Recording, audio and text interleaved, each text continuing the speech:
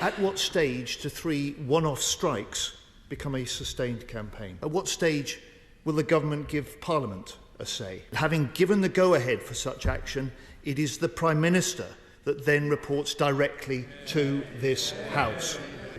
Thank you, Mr. Speaker, and I thank the Defence Secretary for the advance copy of his statement. Mr. Speaker, we back the UK-US airstrikes at the weekend to protect shipping in the Red Sea. We know the strikes were carried out against Houthi command centres and weapon stores.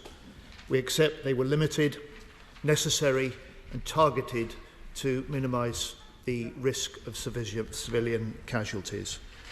Mr. Speaker, the Houthis are attacking the ships of many nations, threatening maritime security and international trade, putting civilian and military lives in serious danger. This is why the UN Security Council last month passed a resolution condemning Houthi actions in the strongest possible terms and demanding their attacks stop. We accept these strikes were justified, but I ask the Defence Secretary to confirm that they were also effective. Were the targets selected, the targets hit? Was the purpose to destroy the drone control centres at As-Salif and Al-Manura fully achieved? Ministers have said the aim of these strikes is first to deter Houthi attacks and second to degrade their capabilities. Well, the first aim has not yet succeeded as Houthi attacks continue, but is the fact that these Houthi attacks are now less sophisticated and more sporadic a sign that the second aim may be succeeding? Mr. Speaker, this is the third UK-US strike in the last 3 weeks. At what stage do 3 one-off strikes become a sustained campaign? And if this does develop into continuing military action, at what stage will the government give Parliament a say? Mr. Speaker, before I turn to UK forces' wider role in the Red Sea, may I make this point? It is the Prime Minister that should be making this statement to the House, just as he did after the 2 previous UK strikes on Houthi targets. It is the Prime Minister's responsibility to authorise such UK military action in the name of the Cabinet, advised, of course, by others, including and especially by the Defence Secretary. So I just say this: the government risks downgrading respect for the Convention, that having given the go-ahead for such action, it is the Prime Minister that then reports directly to this House. Mr. Speaker, we also back the leading role that the Royal Navy has in the continuing defence of shipping from all nations in the Red Sea. What action is the government taking to persuade other countries to join the Prosperity Guardian Protection Force? How long does the Defence Secretary expect Operation Prosperity Guardian to be needed? And how will the EU's new maritime mission to the Red Sea coordinate operations with Prosperity Guardian? 2 weeks ago, I asked the Defence Secretary if the UK carrier was ready to deploy to the Red Sea. Well, now we know the HMS Queen Elizabeth has serious problems. So does the UK still have an option of sending a UK carrier to the Red Sea if required? And if so, when? Mr. Speaker, military action on its own cannot solve the problems in this region.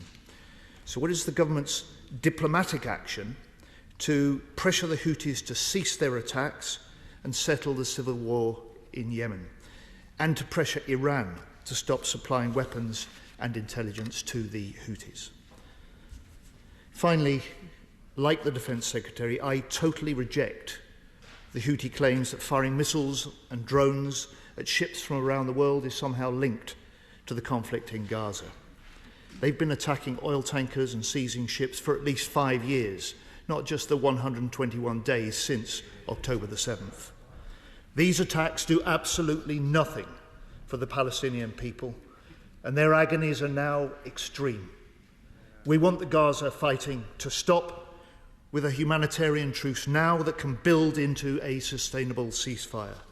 to stop the killing of innocent civilians, get all the remaining hostages out, get much more aid into Gaza. And the UK aid efforts must be accelerated. Have any more RAF flights taken off since the Defence Secretary was last in this chamber? And if not, why not? Finally, for long-term peace, there has to be a political process that can turn the rhetoric around two states living side by side in peace into reality. The House is united in this UK vision, and I give this commitment from our side that if elected to form the next government, Labour will lead this new push for peace. Secretary of State. Well, Mr. Speaker, first of all, can I start by welcoming the Honourable Gentleman's, Right Honourable Gentleman's support for this action. He asked a series of questions. I'm going to rattle through them. Were they effective? Yes, they hit the targets. Were all the targets hit? Yes, again. We are still carrying out the surveillance to find out exactly what the impact will have been, but I think we can be very confident that all of the relevant objectives were reached. We combine very closely with our US colleagues and sometimes interchange some of those targets with them. Overall, he will have noted that on this occasion we were involved in munitions on more targets than previously, so that we carried a slightly greater weight than previously. He talks about whether the action is successful and rightly points out that what we're seeing is rather more sporadic. The attacks on HMS Diamond and on merchant shipping have indeed continued, but in a much more ad hoc fashion, and it is perhaps the case or relevant that there hasn't been an attack which has used multiple different weapons at the same time, as I think we saw, for example, on the 11th of January. The degrading will have had some impact on that. I'll come back to his comments at the end about the Prime Minister, and I just want to sort of set the record straight for him on that. He asked the question on Operation Prosperity Guardian. The simple answer, of course, is none of us know how long this will need to continue, but we do want to see this come to a conclusion as quickly as possible. We utterly reject any notion that this attack, these continued attacks by the Houthis, were in fact anything to do with the situation in Gaza. The Houthis are opportunist pirates who are using a situation to their benefit. A few years ago, they didn't even support Hamas. Suddenly, they want to be their greatest champions. They are over 2,000 kilometres away. They are simply using the situation to their advantage, and I think it is wise for the House not to overlink the two. He is nonetheless absolutely right about the need to see the humanitarian truce and then a sustainable ceasefire. Indeed, that is indeed the government's policy. And we're working extremely hard to try to achieve that, including in discussions that the Prime Minister, the Foreign Secretary, and indeed myself just yesterday I was having in the Middle East. He asked about RAF flights. The issue is not getting the aid to location. I've been working very closely with, for example, the Cypriot government on how we can increase the amount of aid. The single biggest problem remains getting the aid into the country. We had some success with getting Kerem Shalom open. What we really need to see is Ashdod open to route that aid to Kerem Shalom and straight into Gaza.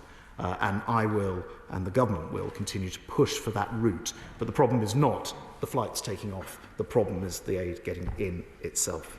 And then finally, I just want to turn his attention to the fact that it's myself standing here as Defence Secretary rather than the Prime Minister.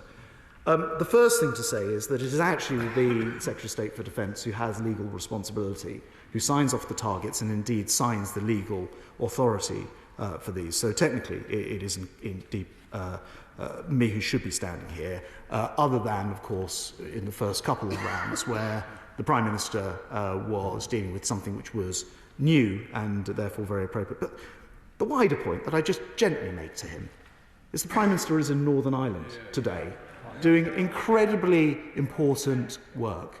I hear from the Secretary position the idea that we should have been recalled yesterday, Mr. Speaker. I'm not sure that would have been entirely practical. So I think it's entirely appropriate the Prime Minister is in Northern Ireland. I would have thought the House would welcome the fact that that historic breakthrough has been marked by the Prime Minister, and I think it's very appropriate that I'm here today to explain the activity of Saturday night to the House.